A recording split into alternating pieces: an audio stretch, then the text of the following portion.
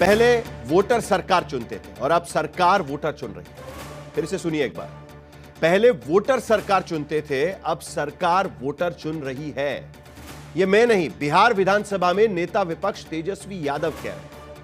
हिंदुस्तान में इलेक्शन चोरी किए जा रहे हैं। यह भी मैं नहीं, लोकसभा के नेता विपक्ष राहुल गांधी कह रहे हैं। बिहार में चुनाव आयोग ने बांग्लादेशी रोहिंग्या और जो घुसपैठिए हैं उनके नाम काटे हैं।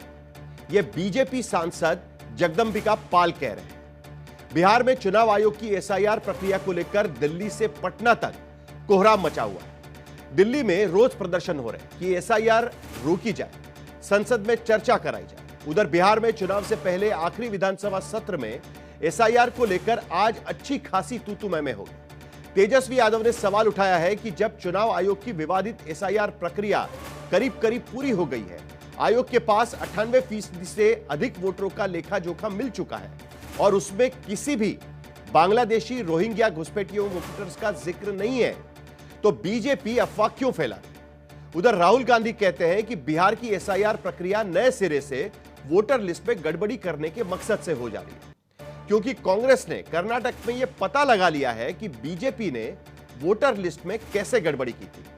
राहुल गांधी तो गड़बड़ी के सबूत ब्लैक एंड व्हाइट पे देने के दावे भी कर रहे हैं, लेकिन उनके ब्लैक एंड व्हाइट वाले सबूत से पहले दंगल में हम यह चर्चा करने जा रहे हैं कि क्या बिहार में एसआईआर प्रक्रिया में गड़बड़ी हुई है। एसआईआर खत्म होने के 2 दिन पहले तक कितने बांग्लादेशी रोहिंग्या घुसपैठिए वोटर्स का पता चला है, और तमाम छटनी के बावजूद 21-22 लाख वोटर्स के फॉर्म कल तक क्यों नहीं जमा हुए थे। तेजस्वी यादव कहते हैं कि 80 लाख तक वोटर्स के नाम काटने की तैयारी चल रही है, तो उसका बिहार चुनाव पर कितना बड़ा असर पड़ सकता है। चुनाव आयोग ने बिहार में एसआईआर का ऐसा छत्ता छेड़ा है कि पटना से दिल्ली तक सियासत धधक रही है। हिंदुस्तान में इलेक्शन चोरी किए जा रहे हैं, ये रियलिटी है हिंदुस्तान की। चुनाव की चोरी के इन्हीं आरोपों आशंकाओं में बिहार विधानसभा का सत्र संग्राम क्षेत्र में बदला हुआ है। सदन के अंदर तो आज एक तरफ तेजस्वी उबल रहे थे, तो सीएम नीतीश फट पड़े थे। मामला चेयर के भाषण में रोक टोक से शुरू हुआ था।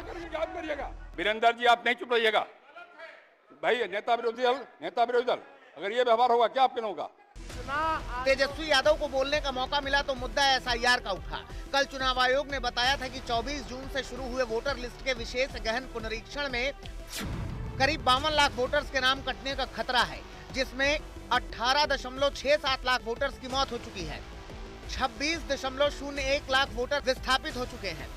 7.51 लाख वोटर के पास 2 वोटर कार्ड हैं और 11,000 वोटर्स का कुछ पता नहीं चला है। इसके अलावा 21,36,000 वोटर्स का फॉर्म अभी तक नहीं मिला है, जबकि फॉर्म जमा करने की तिथि खत्म हो रही है। आयोग के इन्हीं आंकड़ों पर तेजस्वी भड़के हुए थे। दोनों उप मुख्यमंत्री सूत्र के हवाले से बयानबाजी शुरू कर दिए कि बांग्लादेशी आ गया, नेपाली आ गया, म्यांमार का आ गया। चुनाव आयोग में हलफनामा दिया है 780 पेजों का। उस 780 पेज में कोई विदेशी, नेपाली, बांग्लादेशी, म्यांमार घुसपैठिए का कहीं भी जिक्र नहीं है। वही विदेशी के वोट से नरेंद्र मोदी प्रधानमंत्री बन गए। वही विदेशी वोट से नरेंद्र मोदी जी प्रधानमंत्री बन गए। अब तू चुनाव जीत गए। विरोधी दल देख के बात करिए ना। वही विदेशी के वोट से नरेंद्र। तेजस्वी का मुद्दा एसआईआर था। नीतीश अपने मुद्दे पर बोलने लगे। जब उम्र तुम्हारा कम था, तुम्हारे पिताजी 7 साल मंत्री थे और उसके बाद तुम्हारी माता 7 फिर मंत्री रही, आज तुम मुख्यमंत्री रहे। और उसके बाद क्या उस समय की स्थिति है? अगर चाहोगे तो पहले क्या था? नीतीश अपने चुनावी मुद्दों की बात करने बैठ गए, लेकिन आरजेडी के विधायक ने असंसदीय टिप्पणी शुरू कर दी। वीरेंद्र जी, चुनाव में रहिए आप। नहीं, ये गलत बात है, ये गलत बात है। बैठिए आप। वीरेंद्र जी, निकाल बाहर करेंगे आपको हम। अगर आप मना करिए तो निकाल बाहर करेंगे हम। आप क्षमा मांगे पर नहीं, क्षमा मंगवाइए। नेता विरोधी दल क्षमा मंगवाइए तब होगा, नहीं तो हाउस नहीं चलेगा। क्या बोल रहे हैं? ये बात नहीं। हंगामा हुआ, विधानसभा की कार्यवाही स्थगित हो गई। बाहर आकर तेजस्वी ने कहा कि उनके विधायक ने कुछ गलत नहीं कहा था। तो भाई वीरेंद्र जी ने तो ठीक ही जवाब दिया, किसी के बाप का थोड़ी है सदन। ये सदन जनता का सदन है, जनता के लिए है, तो इसमें आपत्ति की क्या बात है। उनका नाम तो नहीं लिया इन्होंने, ना उनके पिताजी का नाम लिया। इस जुबानी तूतू मैमे से आगे एसआईआर पर आरजेडी का कहना यह था कि एसआईआर चुनाव से पहले क्यों किया गया, फॉर्म भरने में अनियमितता क्यों हो रही है, प्रवासी बिहारियों का वोट क्यों काटा जा रहा है, 11 दस्तावेजों की शर्त क्यों रखी गई, विदेशी वोटर होने की अफवाह क्यों फैलाई गई। अगर कोई बांग्लादेशी है, कोई रोहिंग्या है, कोई बाहरी विदेशी है, तो भारत की, बिहार की चुनाव में कोई विदेशी मतदाता नहीं होगा। आखिर ये किसकी वकालत कर रहे हैं, जब साफ साफ चुनाव आयोग कह रहा है कि हम डोर टू डोर वेरिफिकेशन कर रहे हैं, तो जो भी मतदाता होगा वो रहेगा।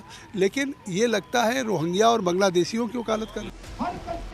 उधर राहुल गांधी ने तो पूरी एसआईआर प्रक्रिया का मकसद ही कुछ और बताया। राहुल के मुताबिक कांग्रेस ने कर्नाटक के एक लोकसभा क्षेत्र के वोटर लिस्ट की पड़ताल की है, जहां वोटर के नाम जोड़ने घटाने का मामला पता चला है। बीजेपी को उसकी भनक लग गई है। एसआईआर के जरिए नए तरीके की गड़बड़ी की कोशिश है। कर्नाटक में हमने भयंकर चोरी पकड़ी है। मैं ब्लैक एंड व्हाइट में आपको दिखाऊंगा, इलेक्शन कमीशन को दिखाऊंगा, ठीक है, ब्लैक एंड व्हाइट में कि कैसे चोरी की जाती है, कहाँ की जाती है, ये कैसे करते हैं, कौन वोट करता है, कहाँ से वोट होता है, कैसे नए वोटर बनते हैं, पूरा का पूरा हमें मालूम है।